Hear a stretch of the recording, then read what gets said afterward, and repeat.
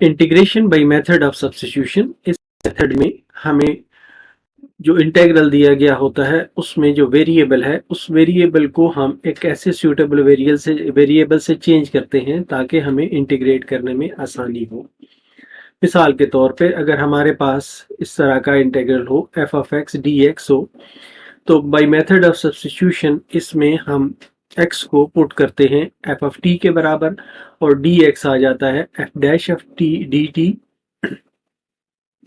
और अब हम पुट करते हैं x is equal to f t और dx को f डैश ऑफ t के बराबर पुट करते हैं, तो हमारे पास आ जाता है f ऑफ x dx की वैल्यू आ जाती है f into F of T function of t f dash of t dt। और इसको जब हम इंटीग्रेट करते हैं तो ये आप पीछे देख के आ रहे हैं, अगर हमारे पास एक फंक्शन हो और उसका डिफरेंशियल साथ दिया हुआ हो तो इसकी एक पावर हम रेज करके उसी पावर से डिवाइड करके हम इंटीग्रल हासिल कर लेते हैं। एक एग्जांपल देखते हैं। हमारे पास एग्जांपल है a divided by 2 under root a t plus b d t. तो इसमें हम पुट करेंगे a t plus b is equal to u. ये वाला हिस्सा हमने u के बराबर पुट किया है और फिर इस दोनों साइडों को हमने डिफरेंशिएट किया है, तो ये आ जाता है a dt is equal to D U. इन दोनों रिजल्ट्स को इस एक्सप्रेशन में दोबारा हम पुट करते हैं तो ये आ जाता है a dt की जगह पे du ये वाला, और 2 under root a t plus b की जगह पे अंडर रूट यू आ जाता है, या ये आ जाता है 1/2 u पे पावर -1/2 du। अब हमारे लिए ये आसानी हो गई है कि हम इसको आसानी से इंटीग्रेट कर सकते हैं।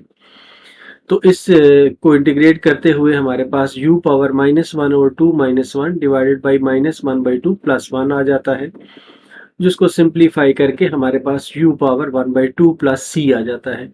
अब u का जो हमने रिप्लेस किया था, सब्स्टिट्यूट किया था, वही हम वापस यहाँ पे सब्स्टिट्यूट कर देते हैं। हमने u की जगह पे a t प्लस b लगाया था, तो अब वापस हम लगाते हैं तो हमारे पास ये आंसर आ जाता है a t plus b plus c।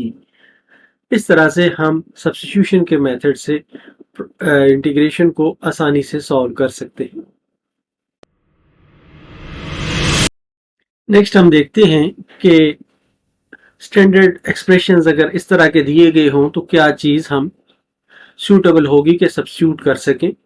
अगर हमें दिया गया हो a minus x square under root, तो इसमें हमें सब्स्टिट्यूट करना है x is equal to a sine theta. अगर हमें x square minus a square इसी का उलट दिया हुआ हो तो हमने सब्स्टिट्यूट करना है x is equal to a secant theta. इससे हमें आसानी हो जाएगी इस एक्सप्रेशन को इंटीग्रेट करने में। अगर a square plus x square दिया हुआ हो तो x is equal to a tangent theta हमने सब्स्टिट्यूट करना है। अगर हमें x plus a under root या x minus a under root दिया गया हो तो x plus a under root को हम t के बराबर या x minus a under root को t के बराबर हम पुट करेंगे।